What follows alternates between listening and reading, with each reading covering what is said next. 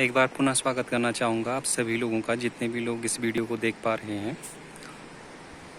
आप लोग जो दृश्य अभी अपने स्क्रीन पे देख पा रहे हैं, जो दृश्य आप अपनी स्क्रीन पर अभी देख पा रहे हैं, ये है जौलजीबी वाला एरिया, यानी कि जौलजीबी क्षेत्र। इसी स्थान पे गोरी और काली नदी का संगम होता है।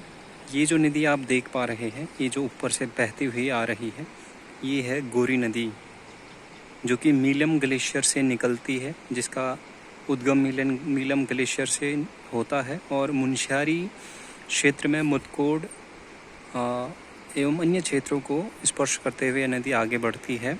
और ये जो सामने पे अभी बहते हुए नीचे की ओर जा रही है, यही नदी गोरी नदी है।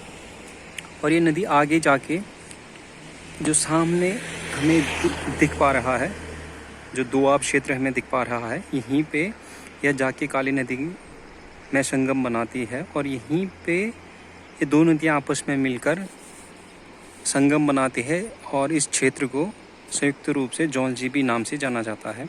और ये दूसरी नदी बाएं साइड से, यानी कि बाएं दिशा से जो दूसरी नदी गोरी नदी में मिल रही है, यह काली नदी है। और इस काली नदी का उद्गम काला पानी ग्लेशियर से होता है और इसी स्थान पे ये दोनों नदियाँ मिलती हैं आपस में और संगम बनाने के उपरांत आगे को भारत और नेपाल की सीमा का निर्धारण करते हुए आगे की ओर चलती है। और जो स्थान के विषय में आपने सुना होगा, जौलजीबी, और जो जौलजीबी जो स्थान है वो यही है। यदि मैं आप सभी लोगों को जौलजीबी के इतिहास के बारे में संक्षिप्त रूप से बताऊं, तो जौलजीबी जो कि सबसे अधिक प्रसिद्ध है यहाँ पर स्थानीय मेले के लिए। जौलजीबी मेले का आयोजन प्रतिवर्ष अक्टूबर से नवंबर माह के मध्य में किया जाता है। मूल रूप से जब भूटिया व्यापारी तिब्बत के साथ व्यापार करते थे, तो उस दौरान उनके द्वारा तिब्बत से आयात करके जितनी भी सामग्रियां लाई जाती थी, उन सब का विक्रय वो इसी स्थान पे जौलजीबी मेले में किया करते थे। और ये जो जौलजीबी जो स्थान है, उसके ही बाएं दिशा में प्रतिवर्ष अक्टूबर से नवंबर माह के मध्य में जौलजीबी का मेला आयोजित किया जाता है। और जैसा कि मैंने आपको बताया, मूल रूप से इस मेले का आयोजन भूटिया व्यापारियों के द्वारा तिब्बत से खरीदी गई सामानों का विक्रय करने के लिए किया जाता था। तब से यह परंपरा निरंतर चली आ रही है और आज भी प्रतिवर्ष अक्टूबर से नवंबर माह के मध्य में जौलजीबी मेले का आयोजन यहाँ पर किया जाता है। और बड़ी संख्या में लोगों के द्वारा जौलजीबी मेले में आते हैं और यहाँ पर भिन्न भिन्न प्रकार की कपड़े, भिन्न भिन्न प्रकार के कॉस्मेटिक सामान, भिन्न भिन्न प्रकार के अन्य वस्तुएं यहाँ से खरीद के जाते हैं। और इस स्थान पर आने के उपरांत जो सामने जो दृश्य आपको दिखाई दे रहा है, ये जितना खूबसूरत आपकी स्क्रीन पे ये नज़र आ रहा है, वास्तव में भी यह दृश्य उतना ही खूबसूरत है।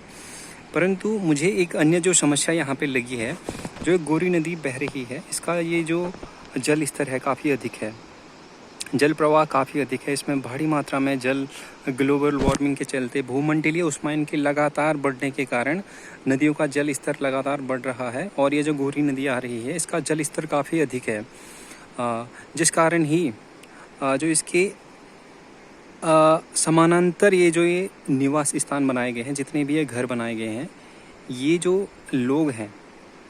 लोग हैं काफ़ी आतंकित है, क्योंकि प्रतिवर्ष वर्षा ऋतु में इसका जल स्तर और भी अधिक बढ़ जाता है, जिस कारण ये लोग अपने को काफ़ी खतरे में महसूस करते हैं। तो एकदम सटे हुए हैं, गोरी नदी के किनारे किनारे जो ये आवास स्थल काफ़ी सटे हुए हैं, जिससे कि इनको एक प्रकार से कहा जाए तो खतरनाक श्रेणी में ये आते हैं और इनका निवास स्थान है।